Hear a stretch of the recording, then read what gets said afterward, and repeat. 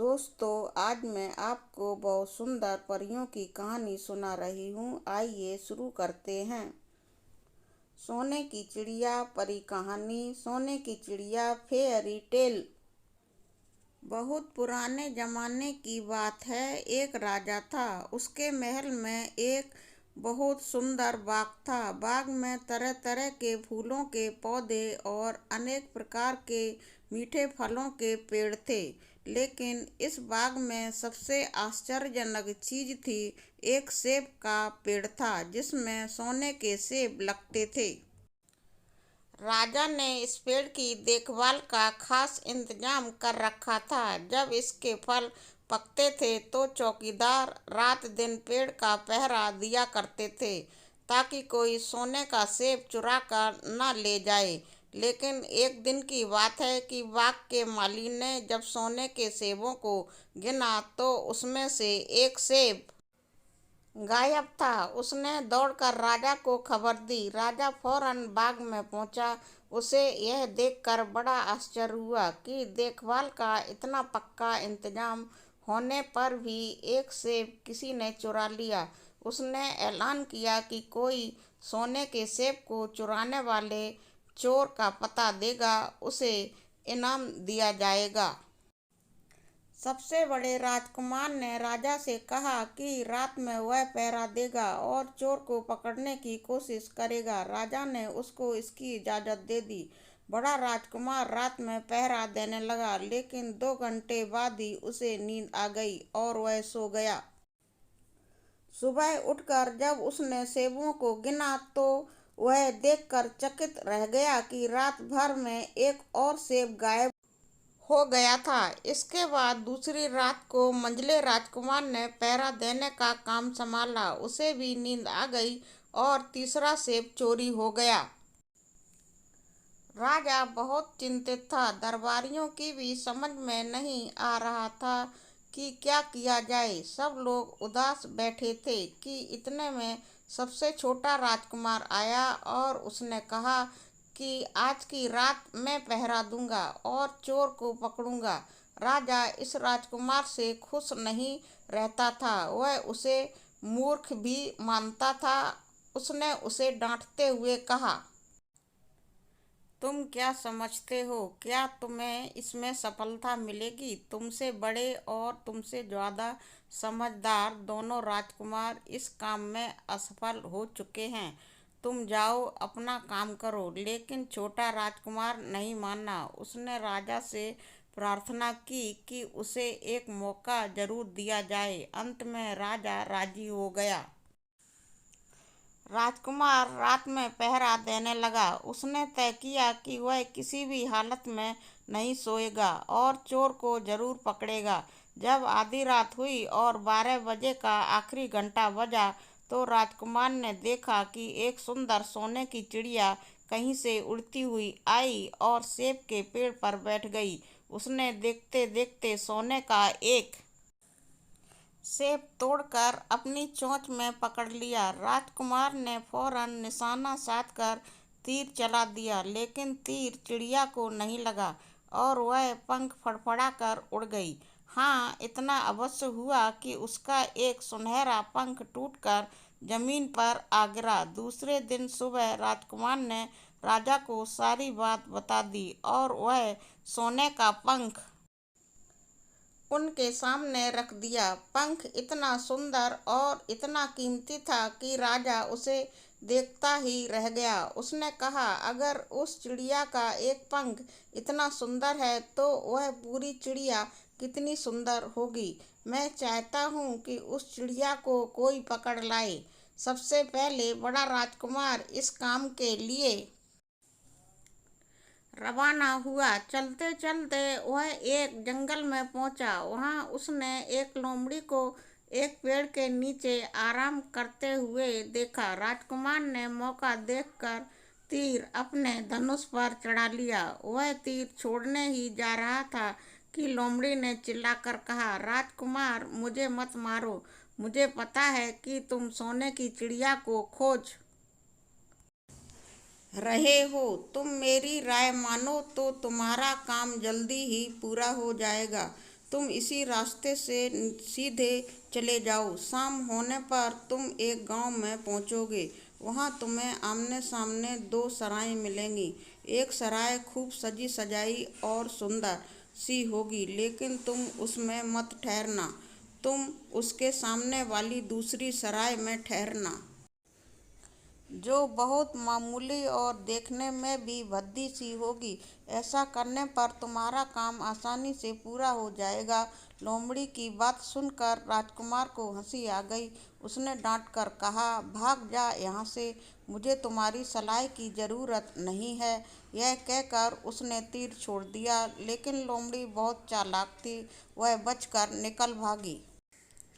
राजकुमार आगे चलता गया। शाम को जब वह एक गांव में पहुंचा तो उसने देखा कि वहां सड़क के किनारे सचमुच दो सराय थीं। उनमें से एक सराय खूब सजी सजाई थी और उसके अंदर से लोगों के नाचने गाने की आवाज़ें आ रही थीं। दूसरी सराय भद्दी सी थी और वहां अंधेरा घिरा हुआ था। राजकुमार सजी सजाई सराय में ठहर गया। थोड़ी देर में वह भूल गया कि वह असल में सोने की चिड़िया की खोज में निकला था। उधर जब काफ़ी समय बीत गया और बड़ा राजकुमार नहीं लौटा तो मंझला राजकुमार सोने की चिड़िया की खोज में चल पड़ा। वह भी उसी तरह चलते चलते जंगल में पहुंचा तो वही लोमड़ी उसे भी मिली। इस राजकुमार ने भी लोमड़ी की बात पर कोई ध्यान नहीं दिया। जब वह शाम को उस गांव में पहुंचा तो बड़े राजकुमार की तरह सजी सजाई सराय में ठहरा।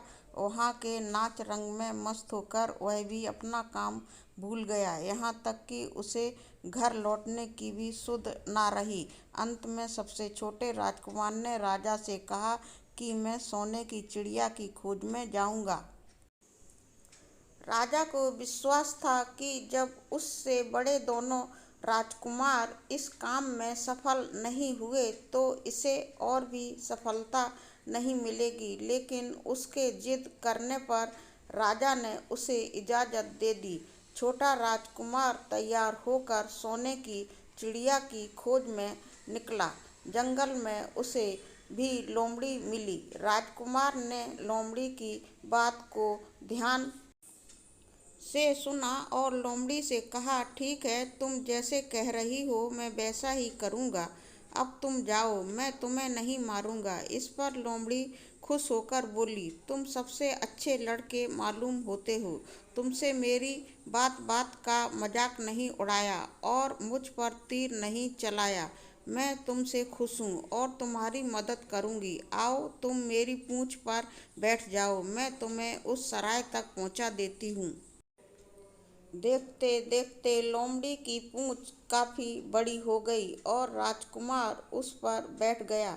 उसके बैठते ही लोमड़ी हवा में उड़ने लगी और थोड़ी ही देर में मैदानों और पहाड़ों को पार करके उसी गांव में जा पहुंची।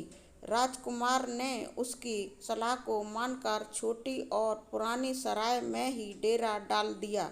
वह दूसरी सजी सजाई सराय से दूर ही रहा। दूसरे दिन सुबह उठकर जब वह आगे बढ़ा तो कुछ दूर चलने पर उसे वह लोमड़ी फिर से रास्ते में मिल गई। लोमड़ी ने उससे कहा, अब मैं तुम्हें बताती हूँ कि आगे तुम्हें क्या करना चाहिए। तुम सीधे चलो। आगे चलने पर तुम्हें एक बहुत बड़ा किला मिलेगा जिस पर सिपाही लोग पहरा दे रहे होंगे। तुम सिपाहियों से डरना मत और सीधे अंदर चले जाना, क्योंकि वे इस समय सो रहे होंगे। तुम बेधड़क होकर किले में घुसते चले जाना और उनके कमरों को पार करते हुए उस जगह पहुंच जाना जहां लकड़ी के एक मामूली से पिंजरे में सोने की चिड़िया बंद है। तुम चिड़िया को पिंजरे सहित उठाकर किले से बाहर ले आना, लेकिन एक बात याद रखना, चिड़िया के पिंजरे के पास ही एक बहुत सुंदर सा सोने का पिंजरा भी रखा होगा। तुम भूल करके भी चिड़िया को उस पिंजरे में मत रखना, मगर तुम उसे लकड़ी के पिंजरे में से निकालकर सोने के पिंजरे में रखने की कोशिश करोगे तो बाद में पछताओगे। यह कहकर लोमड़ी ने राजकुमार को फिर से अपनी पूंछ पर बिठाया और थोड़ी ही देर में उसको किले के पास पहुंचा दिया। राजकुमार ने किले का पास जाकर देखा कि सचमुच उसके पहरेदार सो रहे थे। वह बिना डरे सीधा महल में घुस गया और थोड़ी ही देर बाद वह उस कमरे में जाकर पहुंचा जहां सोने की चिड़िया एक पिंजरे में बैठी हुई थी। पिंजरे के पास ही सोने के 3 सेब पड़े हुए थे।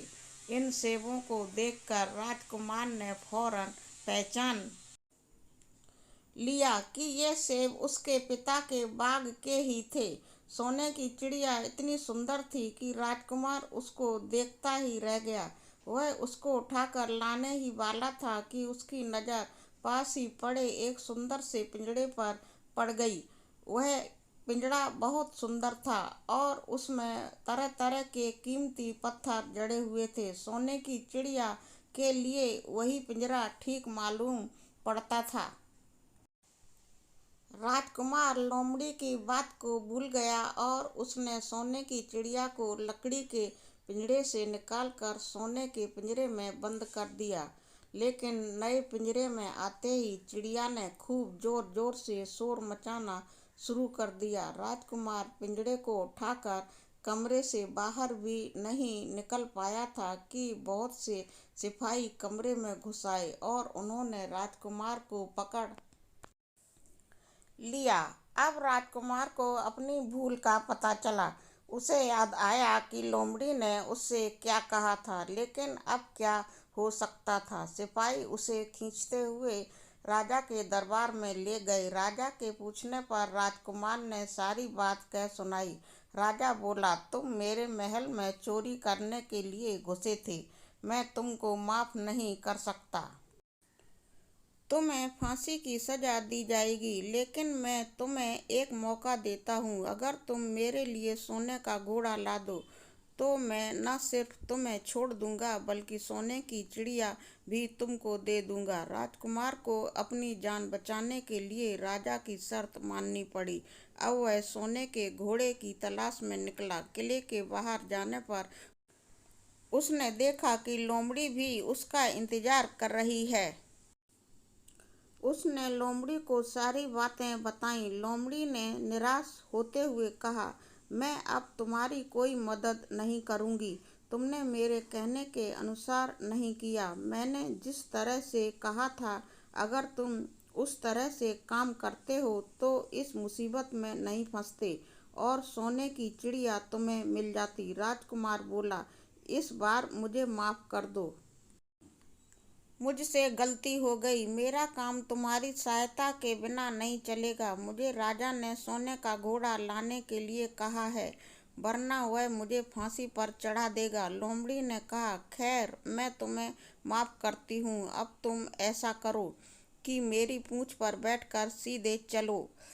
कुछ दूर जाने पर तुम्हें एक दूसरा किला मिलेगा। उसी किले की घुड़साल में तुम्हें सोने का घोड़ा बंधा हुआ मिलेगा। महल के नौकर चाकर सब सो रहे होंगे। तुम चुपचाप जाना और घोड़े को खोल लेना। लेकिन एक बात याद रखना, वहाँ घोड़े के पास ही घोड़े पर कसने के लिए 2 जीनें रखी होंगी। उसमें से एक तो पुरानी चमड़े की जीन होगी और दूसरी सोने की जीन होगी। तुम सोने की जीन को छूना भी मत और उस घोड़े पर पुरानी चमड़े की जीन को कसकर सवार हो जाना और उसे दौड़ते हुए किले से बाहर चले आना। राजकुमार ने वादा किया कि वह ठीक ठीक वैसा ही करेगा। लोमड़ी ने उसको अपनी पूंछ पर बैठाया और कुछ ही देर में वह उसे लेकर किले के पास जा पहुंची। किले के पास पहुंचते ही लोमड़ी ने उसे नीचे उतारा और फिर वहां से चली गई। राजकुमार सीधा फाटक से किले में घुस गया। अंदर जाकर उसने देखा कि वहां के सभी नौकर चाकर सोए हुए थे। थोड़ी ही देर में वह किले की घुड़साल में जा पहुंचा। वहां एक बहुत सुंदर सुनहरा घोड़ा बंधा हुआ था। राजकुमार ने पास जाकर देखा कि वह घोड़ा सचमुच सोने का था ऐसा सुंदर घोड़ा उसने सपने में भी नहीं देखा था। उसने आगे बढ़कर घोड़े को खोल लिया। जब वह बाहर निकलने लगा तो उसकी नज़र एक कोने में पड़ी हुई सोने की जीन पर पड़ गई। यह जीन बहुत सुंदर थी और इसमें हीरे मोती जड़े हुए थे। उसके पास ही एक फटी पुरानी चमड़े की जीन पड़ी हुई थी। इतने सुंदर घोड़े पर पुराने चमड़े की जीन कसना राजकुमार को अच्छा नहीं लगा। उसने सोने की जीन उठा ली और घोड़े पर कसना शुरू किया। इतने में घोड़ा जोर से हिनहिना उठा। किले के नौकर चाकर जाग गए। थोड़ी ही देर में राजकुमार पकड़ लिया गया। राजकुमार को सिपाहियों ने हाथ बांधकर अपने राजा के सामने पेश किया। राजा ने सारी बातें सुनकर कहा, तुमने मेरे घोड़े को चुराने की कोशिश की है, इसलिए तुम्हें फांसी की सजा दी जाएगी। लेकिन अगर तुम मेरा एक काम कर दो तो मैं तुम्हें छोड़ सकता हूँ। यहाँ से कुछ ही दूर एक सोने का महल है और उसमें बहुत सुंदर राजकुमारी रहती है। अगर तुम अपनी जान बचाना चाहते हो तो उस राजकुमारी को मेरे पास ले आओ। तुम्हें इनाम में यह सोने का घोड़ा दे दूंगा। बेचारा राजकुमार, वह फिर से एक नई मुसीबत में फंस गया। उसे मजबूर होकर राजा की शर्त माननी पड़ी। अब वह सोने के महल की खोज में निकला।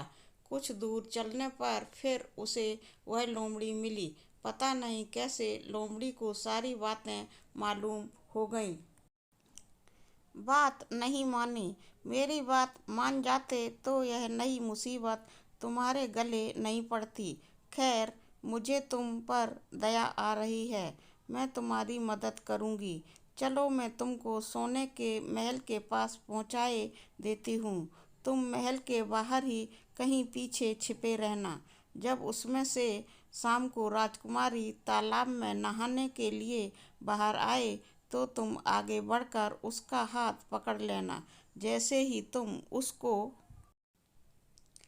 छुओगे, राजकुमारी तुम्हारे साथ आने के लिए राजी हो जाएगी। लेकिन एक बात याद रखना, तुम उसको वहाँ से अपने साथ ले आना। उसे वापस महल में मत जाने देना।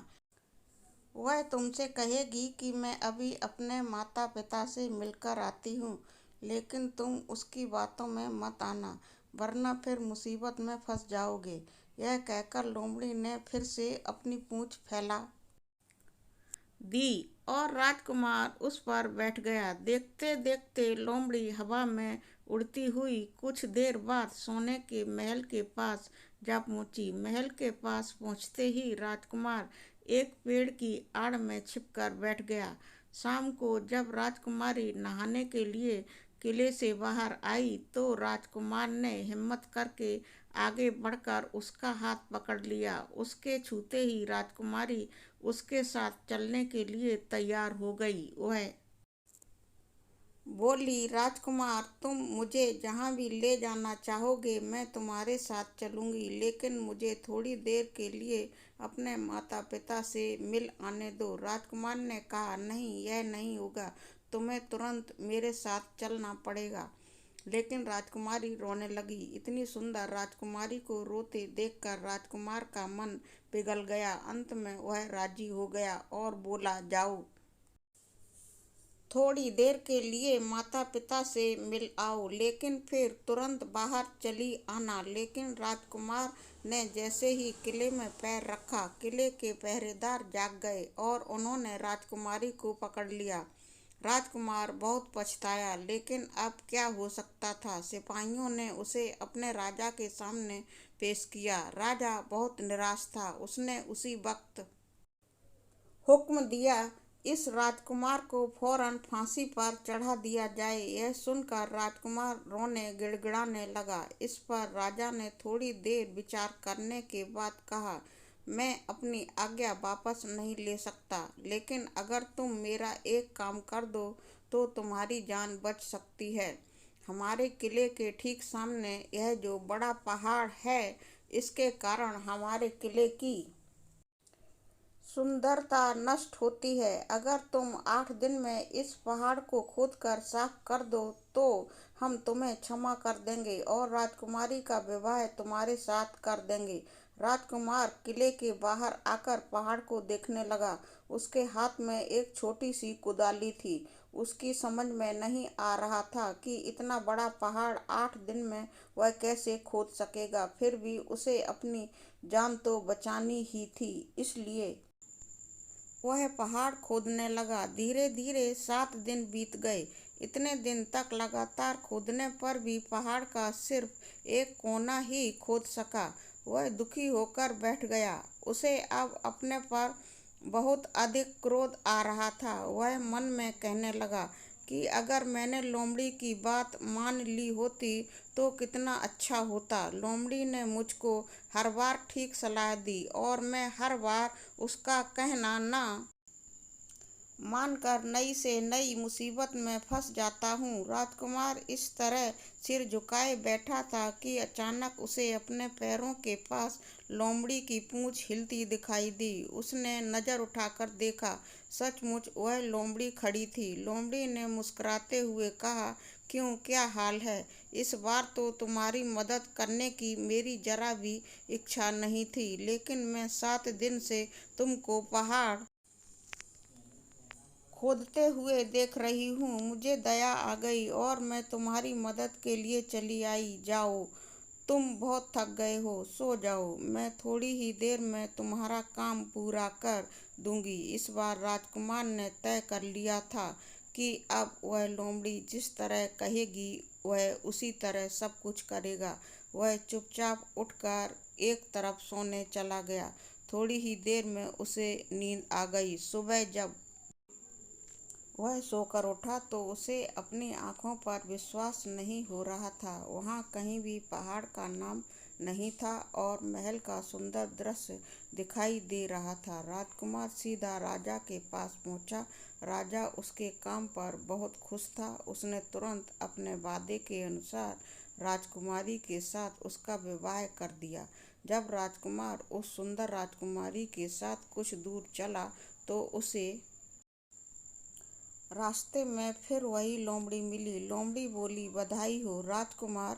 राजकुमारी के साथ तुम्हें देखकर मुझे बड़ी खुशी हो रही है, लेकिन अब तुम्हें सोने का घोड़ा और सोने की चिड़िया भी प्राप्त करनी चाहिए, क्योंकि वे दोनों चीज़ें तुम्हारे ही लायक हैं और तुम उन्हें आसानी से प्राप्त कर सकते हो। राजकुमार बोला, लेकिन भला मुझे सोने का घोड़ा और सोने की चिड़िया कैसे मिल सकती हैं? मैं तो इस राजकुमारी को भी उस राजा के लिए ले जा रहा हूँ। लोमड़ी ने कहा, नहीं, तुम ऐसा काम कभी मत करना। इस राजकुमारी के साथ तुम्हारा विवाह हुआ है और यह अब तुम्हारी ही है।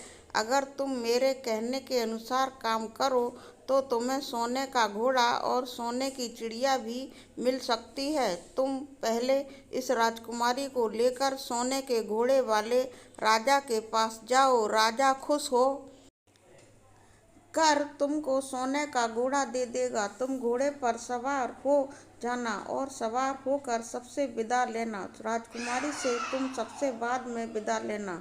जैसे ही तुम राजकुमारी के पास पहुंचो तुम उसे हाथ से पकड़कर घोड़े के ऊपर खींच लेना और घोड़े को दौड़ा देना। सोने का घोड़ा इतना तेज दौड़ता है कि दुनिया का तेज से तेज घोड़ा भी उसकी बराबरी नहीं कर सकता। जाओ, तुम पहले इतना काम पूरा करो। इसके बाद आगे का काम मैं तुम्हें बाद में बताऊंगी। मैं तुम्हें वहाँ रास्ते में मिलूंगी। राजकुमार ने ठीक वैसा ही किया जैसा लोमड़ी ने उससे कहा था। जब सोने के घोड़े वाले राजा ने खुश होकर उसे इनाम में सोने का घोड़ा दिया तो राजकुमार उस पर सवार हो गया और उससे विदा लेने लगा। अंत में वह राजकुमारी को उठाकर घोड़े को तेजी से दौड़ाता हुआ किले से बहुत दूर निकल आया। रास्ते में एक पेड़ के नीचे लोमड़ी उसका इंतजार कर रही थी। उसे देखकर लोमड़ी बोली, शाबाश, अब तुम सोने की चिड़िया भी प्राप्त कर लो। जब तुम सोने की चिड़िया वाले राजा के पास पहुंचोगे तो वह इस घोड़े को देखकर बहुत खुश होगा। तुम उससे कहना कि पहले सोने की चिड़िया का पिंजरा मेरे हाथ में दे दो, तब मैं यह घोड़ा तुमको दूंगा। जब वह पिंजरा तुम्हारे पास लाए तो तुम पिंजरा उसके हाथ से छीन लेना और घोड़े को दौड़ा देना। बस ऐसे चिड़िया तुमको मिल जाएगी और कोई तुम्हें पकड़ भी नहीं सकेगा। इस बार भी राजकुमार ने ठीक वैसा ही किया। वह राजकुमारी के साथ ही घोड़े पर बैठा रहा और जब राजा ने उसके हाथ में सोने की चिड़िया का पिंजरा दिया तो उसने देखते देखते ऐड मार दी और सोने का घोड़ा हवा से बातें करने लगा। कुछ दूर चलने पर लोमड़ी उसे मिली। राजकुमार ने उससे कहा, तुमने मेरी बड़ी मदद की है। तुम्हारी वजह से मुझे न सिर्फ सोने की चिड़िया मिली बल्कि सोने का घोड़ा और इतनी सुंदर राजकुमारी भी मिल गई। बताओ मैं तुमको क्या इनाम दूं? मैं तुमको कुछ ना कुछ जरूर देना चाहता हूँ। लोमड़ी ने कहा, अगर तुम खुश हो तो मेरा एक काम कर दो। तुम एक तीर चलाकर मुझे मार दो। इस समय तुम यही सबसे बड़ा काम मेरे लिए कर सकते हो। राजकुमार ने कहा, भला यह कैसे हो सकता है? तुमने मेरी इतनी मदद की और मैं बदले में तुम्हें मार दूं? मुझसे यह नहीं होगा। यह सुनकर लोमड़ी बड़ी दुखी हुई और बोली, अगर तुम मेरा यह काम नहीं कर सकते तो फिर ठीक है, जाओ। लेकिन मैं तुम्हारी भलाई के लिए ही कह रही हूँ कि तुम दो बातें जरूर याद रखना। एक तो तुम किसी कुएं की दीवार पर मत बैठना और दूसरे तुम ऐसे लोगों के लिए धन मत खर्च करना जिन्हें फांसी मिलने वाली हो। राजकुमार बोला, भाई तुम भी अजीब हो। तुम्हारी बातें मेरी समझ में ही नहीं आती। भला मैं कभी कुएं की दीवार पर क्यों बैठूंगा और ऐसे आदमियों पर धन खर्च क्यों करूंगा जिनको फांसी दी जाने वाली हो। लेकिन लोमड़ी ने उसकी बात का कोई जवाब नहीं दिया और अलविदा कहकर वहां से चली गई। राजकुमार सोने का घोड़ा दौड़ाता हुआ आगे बढ़ा। राजकुमारी उसके साथ ही बैठी हुई थी और सोने की चिड़िया का पिंजरा उसके हाथ में था। कुछ ही देर में राजकुमार उस छोटे गांव में जा पहुंचा जिसमें वे दोनों सराएं थीं। गांव के लोग और खास तौर से बच्चे उसको देखने के लिए बाहर निकल आए। सोने के घोड़े पर इतने सुंदर राजकुमार के साथ बैठी एक राजकुमारी को देखकर सभी लोग चकित थे। इतने में राजकुमार ने देखा कि गांव के बगीचे में एक जगह बहुत से लोग जमा हैं और कुछ शोर हो रहा है। राजकुमार के पूछने पर लोगों ने बताया कि वहां दो आदमियों को फांसी देने की तैयारी हो रही है। राजकुमार उधर ही चल पड़ा। वहां पहुंचने पर उसने पहचान लिया कि जिन आदमियों को फांसी दी जाने वाली थी वे और कोई नहीं बल्कि उसके ही भाई थे। वे लोग तब से उसी सजी सजाई सराय में रह रहे थे और तरह तरह के बुरे काम करते थे। वे जुआ भी खेलते थे और जुए में बहुत सा धन भी हार चुके थे। उन्होंने लोगों से बहुत सा रुपया भी उधार लिया था। इन्हीं सब बातों से चिढ़कर अब गांव वाले उन्हें फांसी पर चढ़ाने जा रहे थे। राजकुमार भला यह कैसे होने देता। उसने लोगों से कहा कि मुझसे रुपया ले लो और इन लोगों को छोड़ दो। उसके बहुत कहने सुनने पर लोग राजी हो गए और उन्होंने उन दोनों आदमियों को रिहा कर दिया। राजकुमार अपने भाइयों को छुड़ाकर आगे चला। कुछ दूर चलने पर जंगल में उन्हें एक कुआं दिखाई दिया। राजकुमार ने कहा, कुछ देर कुएं के पास आराम करते हैं। वहां ठंडा पानी पीने के बाद हम लोग आगे चलेंगे। राजकुमार राजी हो गया। अब तक वह यह भी भूल चुका था कि लोमड़ी ने विदा होते समय उससे क्या कहा था। वह घोड़े से उतरकर कुएं की दीवार पर बैठ गया और आराम करने लगा। उसके दोनों भाइयों ने मौका देखकर उसे कुएं में धकेल दिया। इसके बाद उन्होंने घोड़े पर राजकुमारी को डाला और सोने की चिड़िया का पिंजरा उठाया और वहां से चलते बने। कुछ ही देर में वे लोग अपने राज्य में लौट आए। घर लौटकर उन्होंने राजा से कहा, हम लोग सोने की चिड़िया को पकड़ लाए हैं। इसी चिड़िया ने हमारे बाग में से सोने के सेब चुराए थे। इसके साथ ही हम यह सोने का घड़ा और राजकुमारी भी लाए हैं। राजा बहुत खुश हुआ। सारे राज्य के लोग खुशियां मनाने लगे, लेकिन राजकुमारी खुश नहीं थी। वह बराबर रोती रहती थी। उसने खाना पीना छोड़ दिया। यही नहीं, घोड़े ने भी दाना पानी बंद कर दिया और सोने की चिड़िया भी उदास रहने लगी। राजा ने बहुत कोशिश की, लेकिन ना तो वह राजकुमारी खुश हुई और ना सोने के घोड़े और सोने की चिड़िया ने दाना खाना शुरू किया। उधर छोटा राजकुमार कुएं में गिर गया था, लेकिन वह मरा नहीं। कुआं बहुत गहरा था, लेकिन उसमें पानी बहुत थोड़ा था। वह कुएं में बैठा बैठा अपने भाग्य को कोसता रहा। अब उसे फिर उसी लोमड़ी की याद आई और वह पछताने लगा कि अगर मैंने उसका कहना मान लिया होता तो मैं मुसीबत में न फंसता। राजकुमार ने जैसे ही लोमड़ी को याद किया, लोमड़ी ना मालूम कैसे कुएं के मुंह पर आ पहुंची और बोली, देखो राजकुमार, मैंने पहले ही तुम्हें समझाया था कि किसी कुएं की दीवार पर मत बैठना और ऐसे आदमियों की मदद मत करना जिन्हें फांसी दी जाने वाली हो, लेकिन तुम नहीं माने। खैर चलो, अब आखिरी बार मैं फिर तुम्हारी मदद किए देती हूँ। लो, मेरी पूंछ पकड़कर कुएं से बाहर निकल आओ। यह कहकर लोमड़ी ने अपनी पूंछ कुएं में लटका दी। देखते देखते पूंछ इतनी लंबी हो गई कि कुएं के पेंदे में पड़े राजकुमार के पास तक जा पहुंची। राजकुमार उसे पकड़कर कुएं से बाहर निकल आया। लोमड़ी ने उससे कहा, जाओ, अब तुम अपने घर जाओ, लेकिन जरा होशियार रहना। तुम्हारे भाई तुम्हारी जान के दुश्मन हैं। वे लोग जरूर तुमको ढूंढ रहे होंगे। राजकुमार घर की ओर चल पड़ा। अपने राज्य में पहुंचने पर उसे एक भिखारी मिला। भिखारी को उसने अपने सुंदर कपड़े दान में दे दिए और उनके भद्दे कपड़े पहन लिए। इस तरह भेष बदल कर वह अपने किले में पहुंचा। वहां उसके पहुंचने पर एक बड़ी आश्चर्यजनक बात हुई। सोने का घोड़ा खुशी से हिनहिनाने लगा और दाना खाने लगा। सोने की चिड़िया भी अपने पिंजरे में खुशी से फुदकने लगी और गाना गाने लगी। राजकुमारी ने अपने आंसू पोंछ डाले और वह भी खुश दिखाई देने लगी, लेकिन राजा की समझ में कुछ नहीं आया।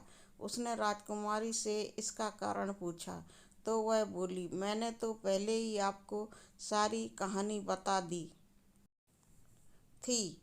आपके बड़े और मंझले राजकुमार ने छोटे राजकुमार के साथ धोखा किया है। इन्होंने आपको भी धोखा दिया है, लेकिन अब आपका छोटा राजकुमार यहाँ पर आ पहुँचा है, इसीलिए मुझे बहुत खुशी हो रही है।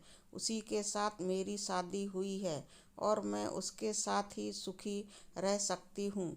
फिर उसने मैले कुचैले कपड़े पहने एक आदमी की ओर इशारा करते हुए कहा, वह रहा आपका छोटा राजकुमार।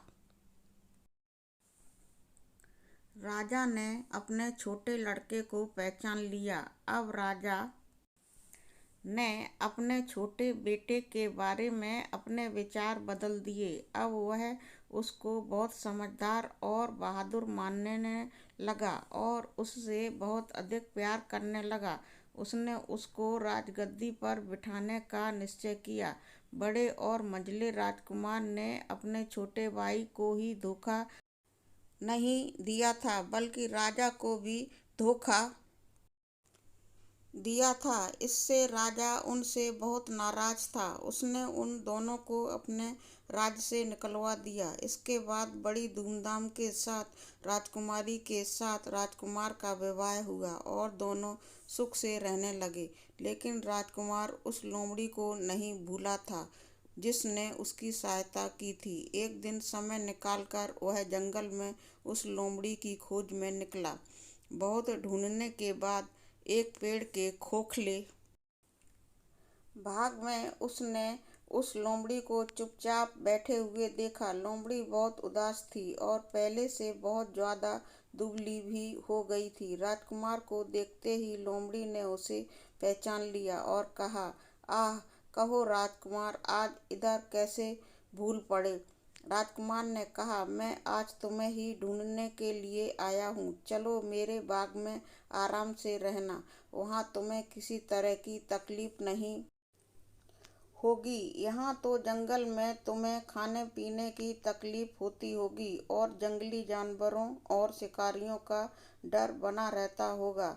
लोमड़ी ने कहा, नहीं राजकुमार, मैं यहाँ ठीक हूँ। और भला अब तुम्हें मेरे दुख से क्या लेना देना। तुम्हारा काम निकल गया, अब तुम सुख से अपने राज्य में रहो। राजकुमार बोला, नहीं, तुमने मेरा बड़ा उपकार किया है। मैं तुम्हें इनाम देना चाहता हूँ और अपने साथ ही रखना चाहता हूँ। राजकुमारी भी बहुत खुश होगी, वह भी तुमसे मिलना चाहती है। लोमड़ी बोली, अगर तुम सचमुच मुझे इनाम देना चाहते हो तो मेरा एक काम कर दो। मैंने तुमसे पहले भी कहा था कि तुम तीर चलाकर मुझे मार दो, इसी से मेरा लाभ होगा। असल में एक जादूगर ने मुझ पर जादू कर रखा है। मैं लोमड़ी नहीं हूँ, मुझे उसके जादू के प्रभाव से लोमड़ी के रूप में रहना पड़ रहा है। मैं तो उसी देश का राजकुमार हूँ जहाँ की राजकुमारी से तुम्हारा विवाह हुआ है। असल में वह राजकुमारी मेरी छोटी बहन है। अगर तुम तीर चलाकर मुझे मार दोगे तो इस जादू से मुझे मुक्ति मिल जाएगी और मैं फिर अपने देश लौट सकूंगा।